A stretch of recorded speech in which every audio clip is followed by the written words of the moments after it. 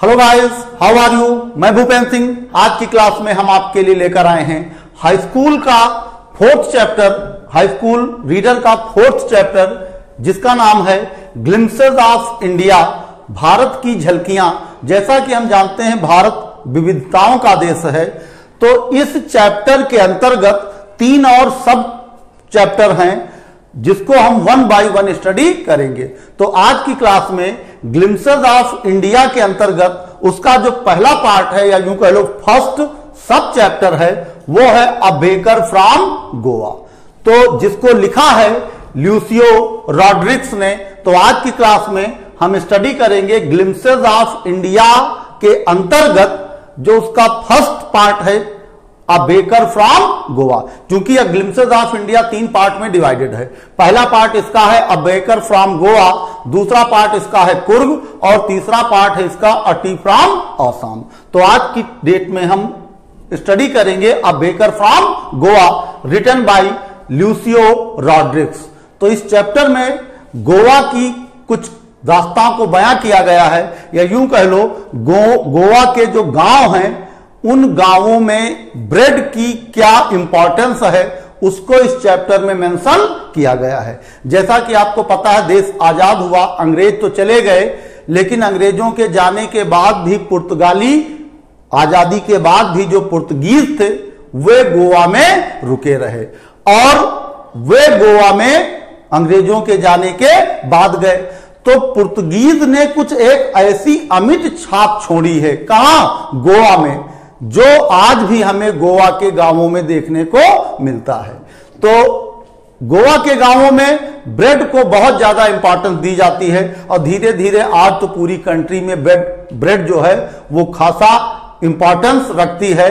और आज की डेट में कोई भी पार्टी हो उसमें ब्रेड से बनने वाली जो भी आर्टिकल्स हैं वो शामिल ना हो, ऐसा पॉसिबल ही नहीं है।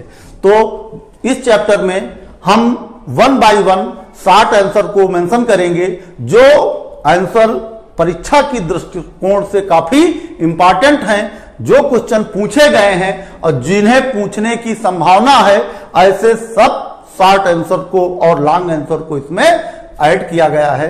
तो आज की क्लास में आइए देखते हैं हम 60 आंसर 1 बाय 1 इस चैप्टर का। तो पहला क्वेश्चन पूछा गया, जैसा कि आपको बताया गया, गोवा में खास इंपॉर्टेंस है किसका? ब्रेड का।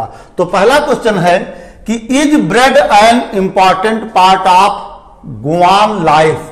गोवा के लाइफ में या गोवा के जो गांव हैं उन गांवों में क्या ब्रेड इंपॉर्टेंट पार्ट अदा करता है, महत्वपूर्ण रोल अदा करता है?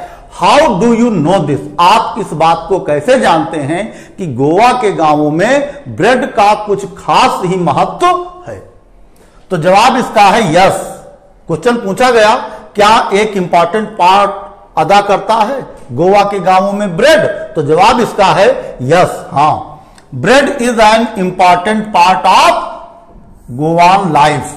गोवा के गांवों के जो जीवन में ब्रेड काफी ज्यादा महत्वपूर्ण रोल अदा करता है। मैरिज गिफ्ट आर, और कहा गया है कि इतना ज्यादा महत्व है किसका? ब्रेड का गोवा में, कि marriage gifts are meaningless. Meaningless means होता है अर्थहीन। तो कोई भी मैरिज गिफ्ट जो होता है वो अर्थहीन हो जाता है, महत्वहीन हो जाता है विदाउट द स्वीट ब्रेड बोल। तो जो बोल बनते हैं स्वीट ब्रेड के, गोल गोल छल्ले, कोई भी बहू जब आती है अपने ससुराल तो मायके से वो बोल आते हैं और बैना के तौर पे वो बांटे जाते हैं। तो कहा गया कोई भी मैरिज गिफ्ट जो होता है वो अर्थहीन हो जाता है किसके बगैर? स्वीट ब्रेड बोल के बगैर। तो स्वीट ब्रेड बोल जो है आज की डेट में भी काफी ज्यादा इंपॉर्टेंस रखता है। The lady of the house, और जो लेडी होती है घर की, या घर की जो महिला होती है, मस्ट प्रिपेयर सैंडविचेस। वो सैंडविच जरूर तैयार करती है on the occasion of her daughter's engagement.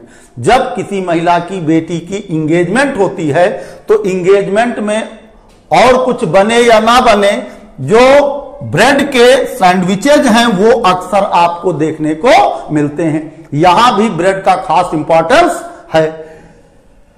और इसके अलावा केक्स एंड बॉलिनाज, केक्स जो ब्रेड से बनने वाले केक्स हैं और बॉलिनाज हैं जो कुरकुरे बिस्किट होते हैं, जीरा उरा डाल के बनाए जाते हैं, उनको बॉलिनाज बोला गया है। तो cakes and bolinhas are must for Christmas. जो क्रिसमस की पार्टी होती है उसमें कुछ और बने या ना बने, उसमें केक्स और बॉलिनाज इंपॉर्टेंट तौर पे या अनिवार्य रूप में क्रिसमस की पार्टी में ये चीजें इंक्लूड होती हैं, या इन चीजों के बगैर क्रिसमस पार्टी बेकार मानी जाती है। तो कहा गया cakes and bolinhas are must, ये अनिवार्य हैं फॉर क्रिसमस। किसके लिए?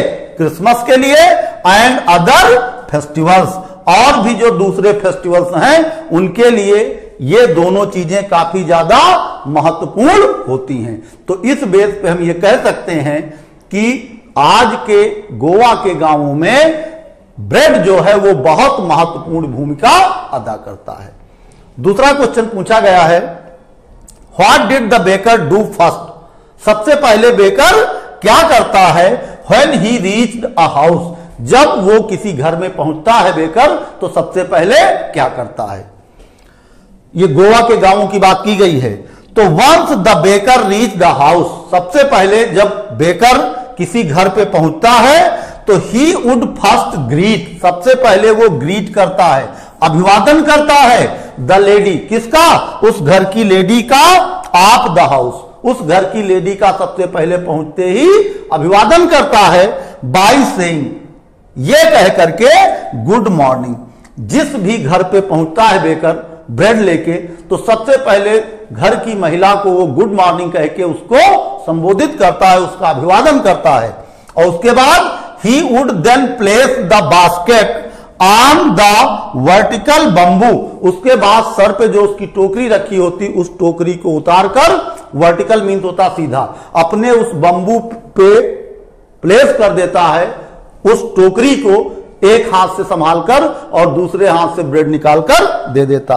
On the vertical bamboo, vertical means होता सीधा, तो सीधा बंबू पर वो अपनी टोकरी को प्लेस करता और उसके बाद deliver the loaves of, deliver the loaves to the servant, उसके बाद वो जो लोव्स ऑफ ब्रेड है वो सर्वेंट को वो डिलीवर कर देता। तो यही काम करता है कौन? बेकर। जिस घर में भी जाता है हर घर में पहुंचकर वो गुड मॉर्निंग बोलता है और उसके बाद जो भी घर का सर्वेंट होता है उस सर्वेंट को उस घर का ब्रेड डिलीवर करके अपने आगे काम पर निकल जाता। तो आइए अगला क्वेश्चन देखते हैं। अगले क्वेश्चन में कहा गया है कि हाउ इज बेकर इंपॉर्टेंट, कैसे कोई बेकर इंपॉर्टेंट है, एक बेकर कैसे इंपॉर्टेंट है फॉर अ पार्टी, एक पार्टी के लिए, और अ फीस्ट, फीस्ट मीन्स होता दावत। एक बेकर किसी भी पार्टी और किसी भी दावत के लिए कितना महत्वपूर्ण है, कहां? गोवा में। तो sweet breads, sandwiches, cakes and bolinhas are compulsory, किसी भी पार्टी की जान होती हैं ये चीजें। कौन सी चीजें? जिसमें आता है आपका स्वीट ब्रेड, क्योंकि जो बच्चे होते हैं वो स्वीट ब्रेड को बहुत ज्यादा पसंद करते हैं। तो स्वीट ब्रेड हो गई, सैंडविचेस हो गई, केक हुआ एंड बॉलिनाज, और जो कुरकुरे बिस्किट हुए, आर कंपल्सरी, ये अनिवार्य होते हैं किसी भी पार्टी के लिए, फॉर पार्टी, ये किसी भी पार्टी के लिए अनिवार्य होते हैं। और इंगेजमेंट, ना केवल पार्टी के लिए ये चीजें इंपॉर्टेंट होती हैं, कंपल्सरी होती हैं, बल्कि किसी भी इंगेजमेंट के लिए भी ये चीजें काफी ज्यादा इंपॉर्टेंस रखती हैं। तो इंगेजमेंट के लिए, क्रिसमस के लिए एंड अदर फेस्टिवल्स, और दूसरे जो भी फेस्टिवल्स हैं उन सब फेस्टिवल्स में ये चीजें काफी ज्यादा इंपॉर्टेंस रखती हैं। और ये चीजें बनाता कौन है? एब्सोल्युटली ये चीजें एक बेकर तैयार करके देता है। सो वी कैन से, और इसलिए हम ये बात कह सकते हैं, सो वी कैन से, इसलिए हम ये कह सकते हैं that a baker is very important, कि एक बेकर जो है वो बहुत ज्यादा महत्वपूर्ण है इन अ विलेज। कहां? एक गांव में, क्योंकि गांव में जब बेकर होगा तो ये सारी चीजें आपको इजीली मिल जाएंगी और कहीं इसके लिए आपको जाना नहीं पड़ेगा, कहीं भटकना नहीं पड़ेगा, और जिस वक्त चाहिए ये चीजें उस वक्त वो प्रोवाइड करा देगा। तो इसलिए कहा गया है कि एक गांव के लिए एक बेकर का होना बहुत ज्यादा महत्वपूर्ण है। क्यों? क्योंकि किसी भी पार्टी की जो जान होती है चीजें, उन चीजों को एक बेकर ही प्रोवाइड करता है। तो इसलिए किसी भी गांव में एक बेकर का होना बहुत ज्यादा महत्वपूर्ण है, बहुत ज्यादा इंपॉर्टेंट है। अगले क्वेश्चन में कहा गया है कि describe the dress.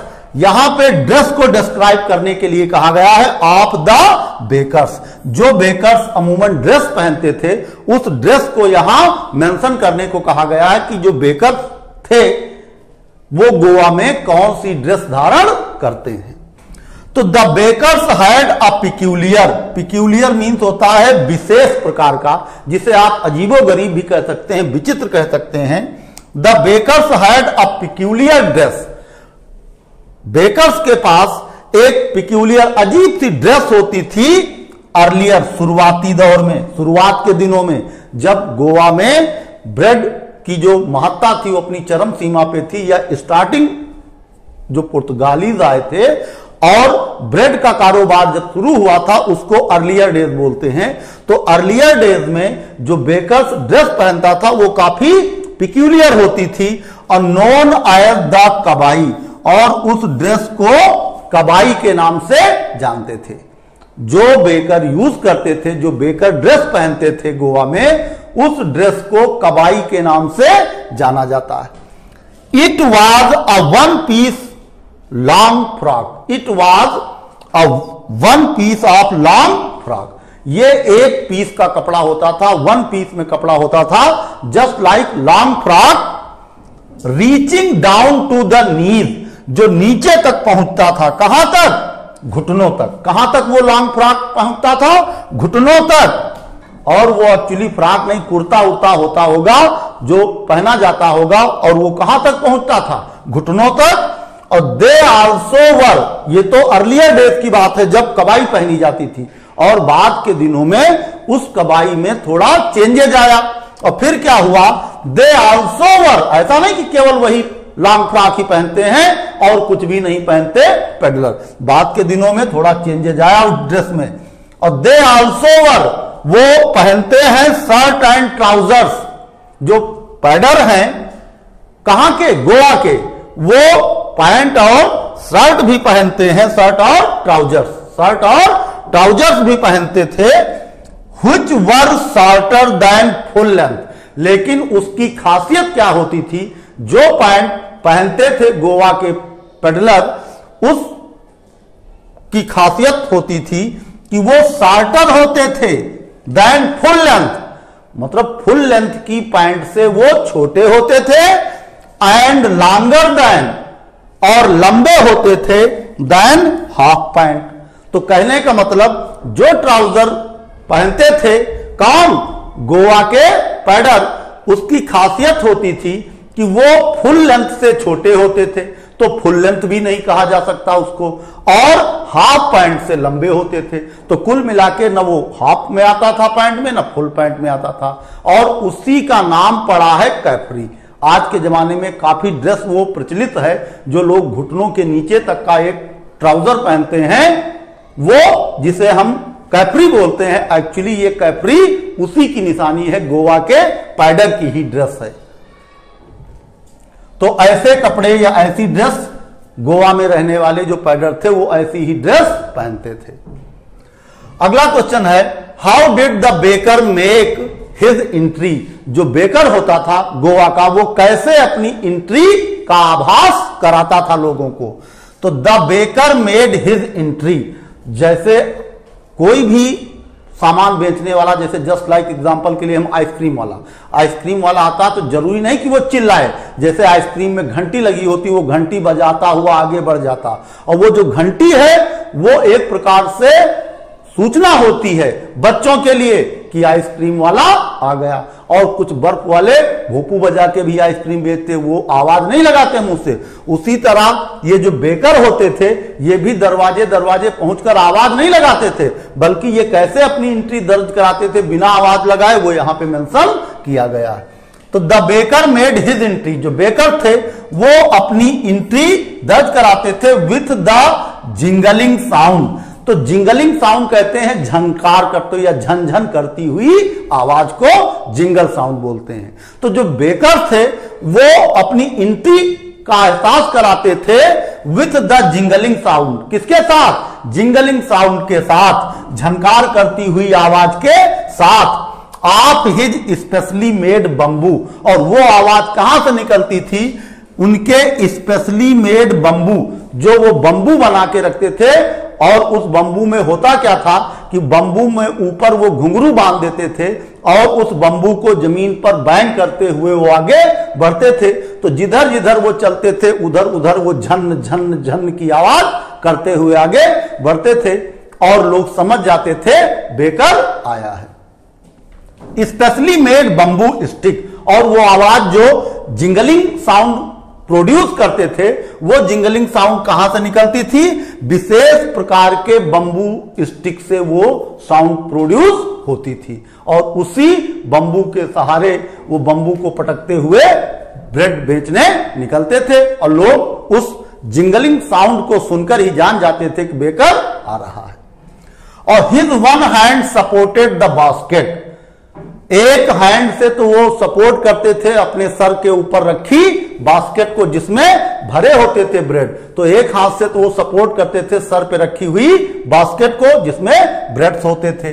On his head, जो उनके सर पे होती थी, तो एक हाथ से उसको सपोर्ट करते थे। एंड द अदर हैंड, जबकि जो दूसरा हैंड होता था, बैंड द बंबू, उस दूसरे हाथ से बंबू को बैंग करते थे। बैंग मतलब होता है पटक कर चलना। दूसरे हाथ से वो बंबू को क्या करते थे? बैंग करते थे, जमीन पर उसको पटकते हुए आगे बढ़ते थे। Band the bamboo on the ground, दूसरे हाथ से वो क्या करते थे? उस बंबू को जमीन पर पटकते हुए आगे बढ़ते थे जिससे झनकार निकलती थी। क्योंकि ऊपर घुंघरू घुंघरू बांध के रखते थे तो जैसे उसको जमीन पे पटकते थे तो थर्डिंग एंड जिंगलिंग साउंड प्रोड्यूस होती थी उस बंबू स्टिक से। और it was like a musical entry, और ये एक प्रकार से म्यूजिकल एंट्री होती थी। इस प्रकार से वो musical entry to get others attention, काहे के लिए वो म्यूजिकल एंट्री होती थी? वो संगीतमय या झंकार भरी एंट्री वो करते थे, काहे के लिए? टू गेट अदर्स अटेंशन, दूसरे लोगों का ध्यान अपनी ओर आकर्षित करने के लिए। और उस जिंगलिंग साउंड से ही लोग समझ जाते थे कि बेकर आ रहा है और लोग अपने घरों से निकलकर ब्रेड खरीद लेते थे। अगला क्वेश्चन है, हाउ डू वी नो, हम ये कैसे जानते हैं दैट गोवाज बेकर्स, कि गोवा के जो बेकर्स हैं आर वेरी प्रॉस्परस, वो काफी संपन्न है। प्रॉस्परस मीन्स होता धनी या संपन्न।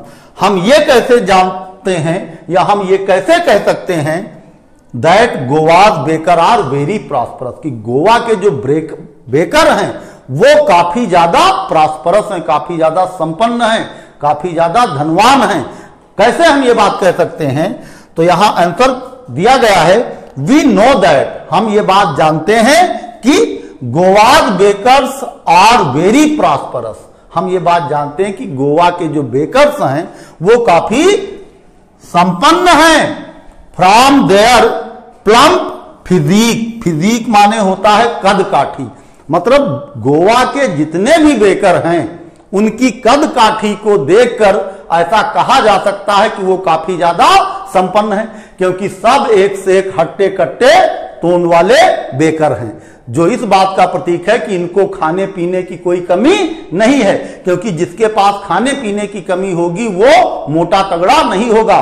तो कुल मिलाके ये इत्तेफाक है कि जितने भी बेकर्स हैं या जितने भी पर्सन इन्वॉल्व हैं किसमें, बेकिंग में, वो सारे लोग खूब हट्टे कट्टे मोटे ताजे हैं और उनकी सेहत को देखकर, उनकी कद काठी को देखकर, उनके दिखावे को देखकर प्लम्प माने होता है हेल्दी और फिजिक मीन्स कद काठी या दिखावा। तो उनकी कद काठी, हेल्दी कद काठी को देखकर यह बात कहा जा सकता है कि गोवा के जो बेकर्स हैं वो काफी ज्यादा प्रॉस्परस हैं, क्योंकि जितने भी बेकर्स हैं वो सब मोटे तगड़े हैं, जो इस बात का प्रमाण है कि वो पूरी तरीके से संपन्न है, खाने पीने की उनको कोई कमी नहीं है। और दूसरी चीज क्यों ये बात कही जा सकती, एक तो ये रीजन हो गया।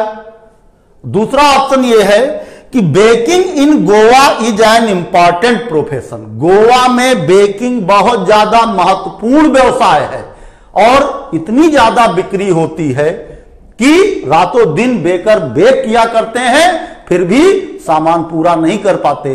तो जब आप बेक करते हैं वो सारा का सारा सामान बिक जाता, तो एब्सोल्युटली ये बिजनेस प्रॉफिटेबल होगा ही होगा।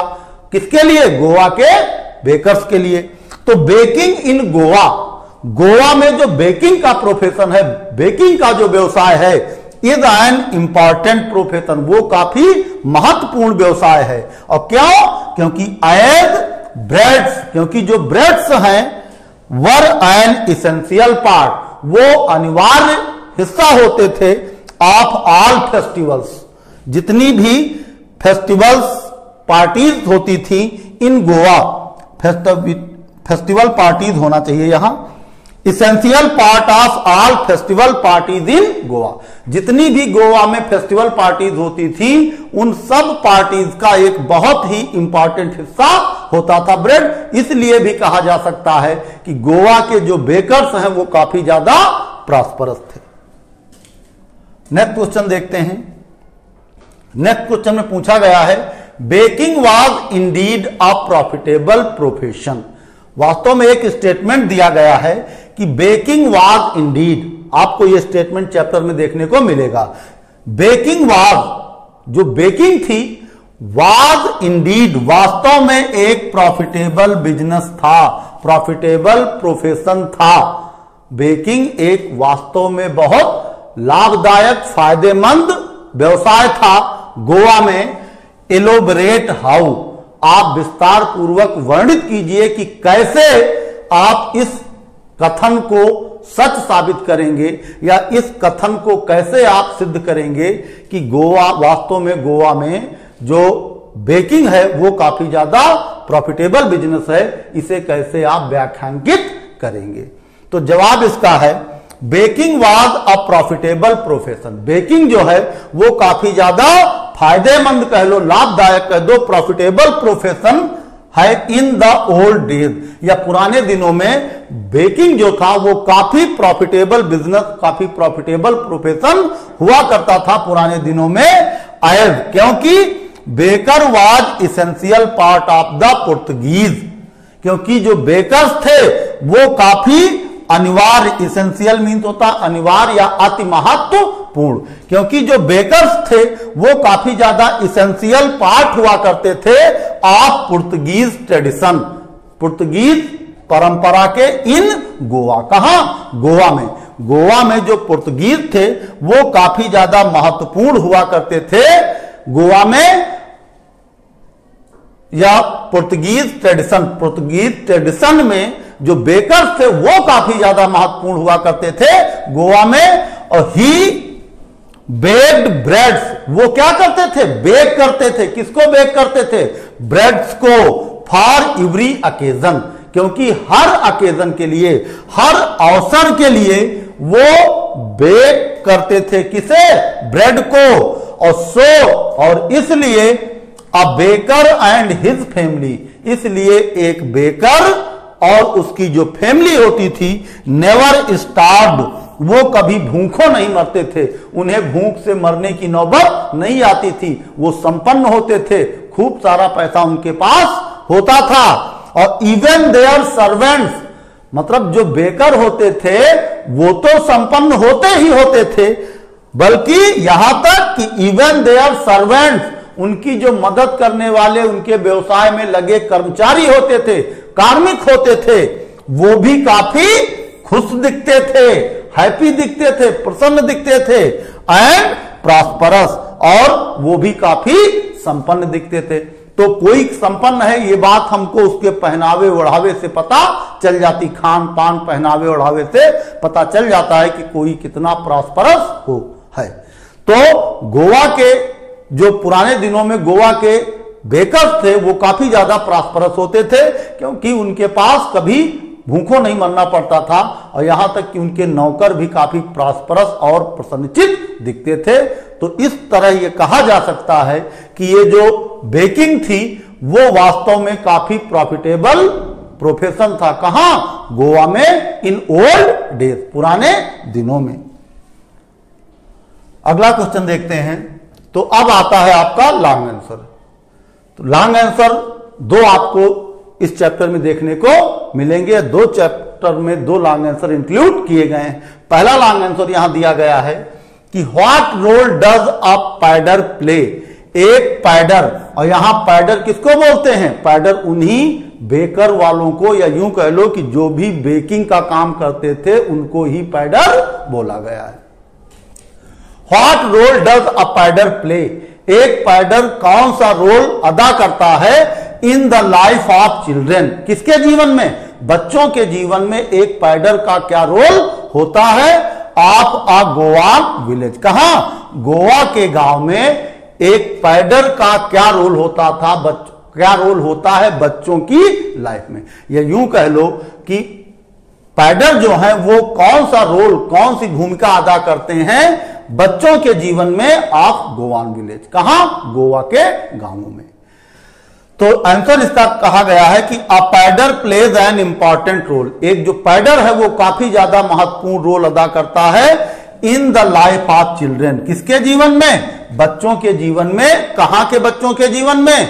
ऑफ अ गोवान विलेज। कहां? गोवा के गांवों में।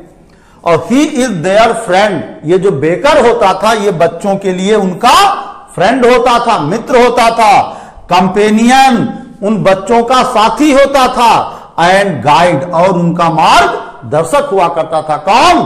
पैडर। किसका? बच्चों का। कहां के बच्चों का? गोवा के बच्चों का, या गोवा के गांवों के बच्चों का।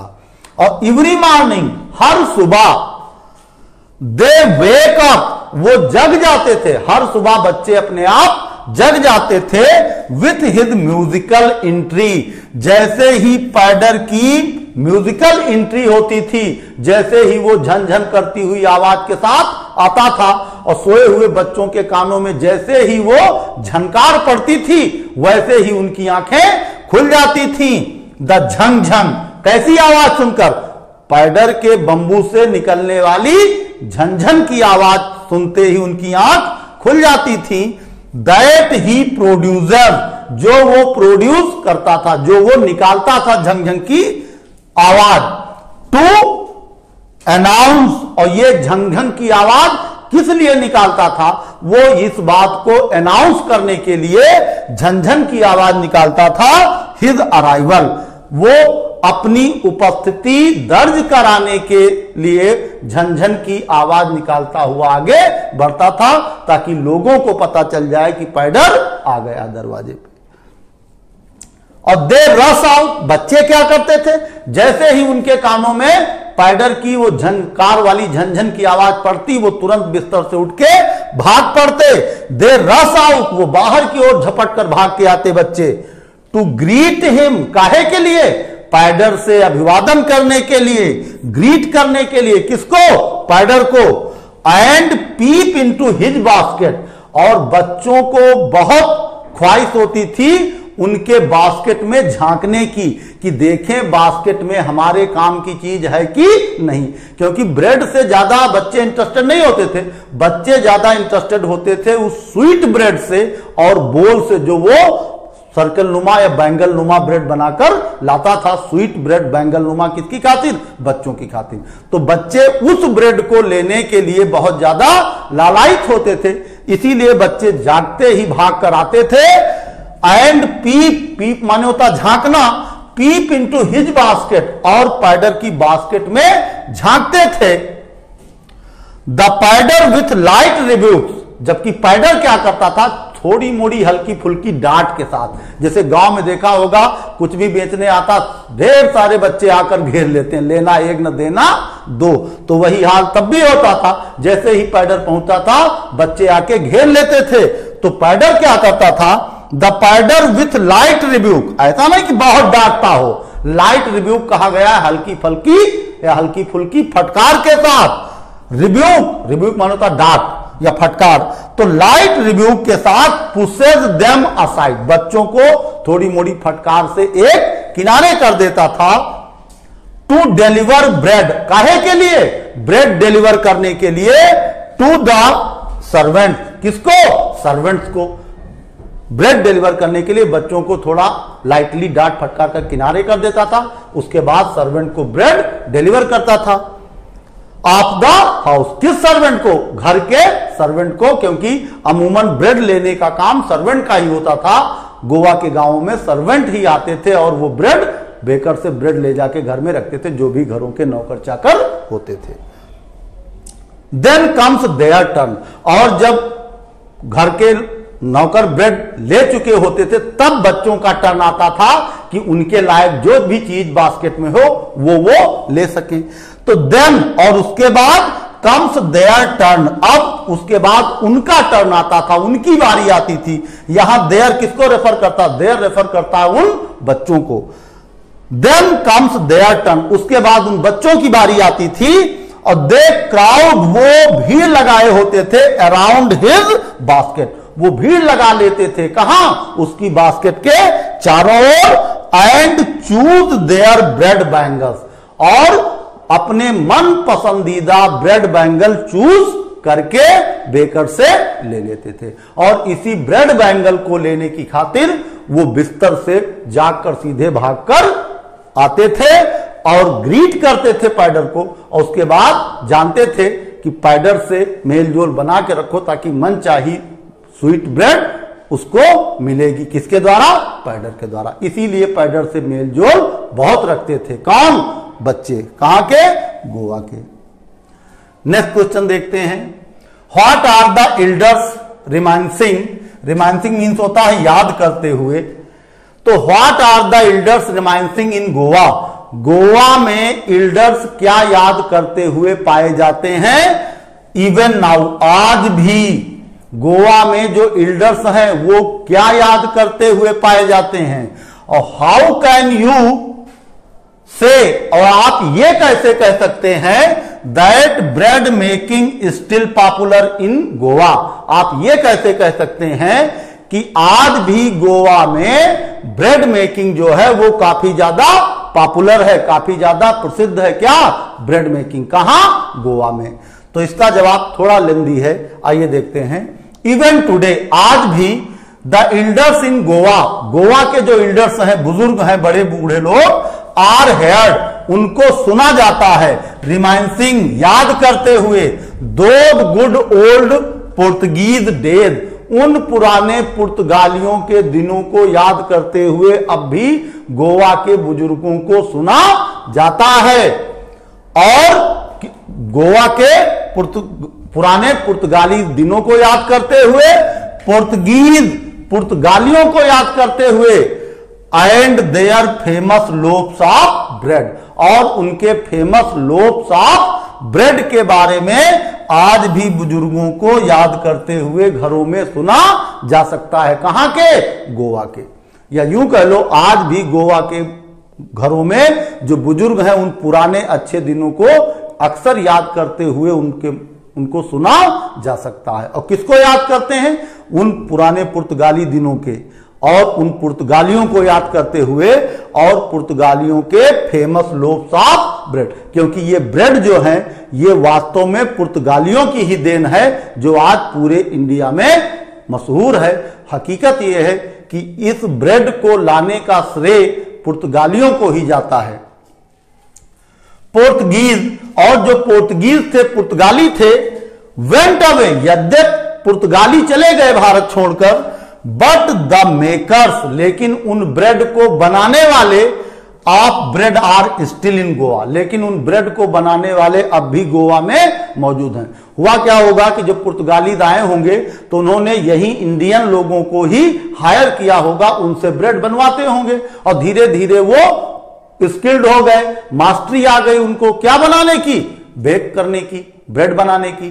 और यद्यप पुर्तगाली इंडिया छोड़कर चले गए, लेकिन उन ब्रेड को बनाने वाले अब भी एग्जिस्ट करते हैं, अब भी मौजूद हैं। स्टिल इन गोवा, कहां? अब भी मौजूद हैं ब्रेड बनाने वाले, कहां? गोवा में। द टाइम टेस्टेड फर्नेसेस, और वक्त की कसौटी पर खरी उतरी भट्टियां। यहां पर द टाइम टेस्टेड, तो टाइम टेस्टेड कहा गया है कि कोई चीज अगर हमारे लिए लाभदायक होती है, यूजफुल होती है, उसको हम चलन में बनाए रखते हैं, और जो चीज हमारे लिए अनकंफर्टेबल होती है, सुविधाजनक नहीं होती है, उसे हम दरकिनार कर देते हैं और धीरे धीरे उसे भुला देते हैं। लेकिन ये जो भट्टियां थी, कहां? गोवा में, जिनमें ब्रेड को क्या किया जाता था? बेक किया जाता था। तो कहा गया है द टाइम टेस्टेड फर्नेसेस, वक्त की कसौटी पर खरी उतरी भट्टियां, जो कल के लिए भी लाभदायक थी, आज के लिए भी लाभदायक हैं, और इसीलिए आज भी वो अस्तित्व में मौजूद हैं। तो कहा गया द टाइम टेस्टेड फर्नेसेस, वक्त की कसौटी पर खरी उतरी वो भट्टियां स्टिल एग्जिस्ट, वो आज भी मौजूद हैं। देयर, कहां? गोवा में। द पीपल, और लोग, हैड अट्रैक्शन, लोगों का आकर्षण है, या लोग बहुत ज्यादा लोग आकर्षण रखते हैं, फॉर लोव्स ऑफ ब्रेड, या लोगों के अंदर एक दीवानगी है, किसके प्रति? लोव्स ऑफ ब्रेड, उन लोव्स ऑफ ब्रेड के टुकड़ों कह लो, या लोफ मीन्स होता पीस या टुकड़ा ब्रेड का। तो लोगों के अंदर जो दीवानगी है, चाहत है, अट्रैक्शन है, किसके प्रति? लोव्स ऑफ ब्रेड के प्रति। एंड चिल्ड्रन, और बच्चों के अंदर किस चीज की दीवानगी है? फॉर बैंगल्स, वो जो स्वीट ब्रेड बनाते हैं बैंगल नुमा, बच्चे उनको बहुत ज्यादा प्रेफर करते हैं लेना। तो लोग जो है गोवा के, उनके अंदर जो लोव्स ऑफ ब्रेड की दीवानगी है, और जो बच्चे हैं जो स्वीट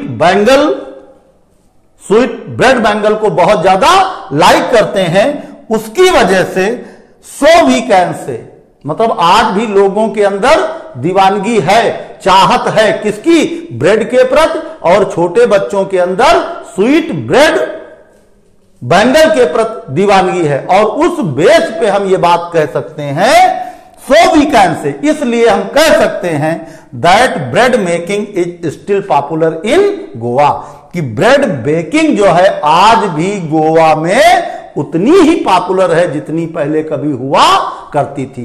क्योंकि आज भी मोल्डर मौजूद हैं, मिक्सर मौजूद हैं, और फर्नेसेस मौजूद है, कहां? गोवा में, जहां पर इन ब्रेड को बेक किया जाता है बहुत बड़े पैमाने पर। फिर आगे कहा गया है कि मैरिज, चाहे शादी विवाह हो, गिफ्ट्स आर मीनिंगलेस, मतलब जो मैरिज गिफ्ट्स हैं वो मीनिंगलेस हो जाते हैं, अर्थहीन हो जाते हैं, विदाउट स्वीट ब्रेड, किसके बगैर? स्वीट ब्रेड के बगैर, नोन एज द बोल, जिसे हम बोल के नाम से जानते हैं। Breads is must for a party, किसी भी पार्टी का एक सबसे जरूरी हिस्सा होता है ब्रेड। तो ब्रेड जो है वो काफी ज्यादा इंपॉर्टेंट है, काफी ज्यादा अनिवार्य है किसी भी पार्टी के लिए और फीस्ट या किसी भी दावत के लिए। The house lady must prepare sandwiches, और एक हाउस लेडी जो गृहिणी होती है वो सैंडविचेज जरूर बनाती है on the occasion of her daughter's engagement, अपनी बेटी के एंगेजमेंट के अवसर पर वो कोई और डिश बनाए या ना बनाए, सैंडविचेज जरूर बनाती है। और केक्स एंड बॉलिनर्स, और जो केक्स हैं और वो कुरकुरे बिस्किट्स हैं, आर मस्ट फॉर क्रिसमस, ये भी काफी ज्यादा महत्वपूर्ण है, इंपॉर्टेंट है, किसके लिए? क्रिसमस पार्टी के लिए, as well as other festival, और साथ साथ जो दूसरे फेस्टिवल्स हैं उनके लिए भी केक्स और ये बॉलिनर्स काफी ज्यादा इंपॉर्टेंस रखते हैं।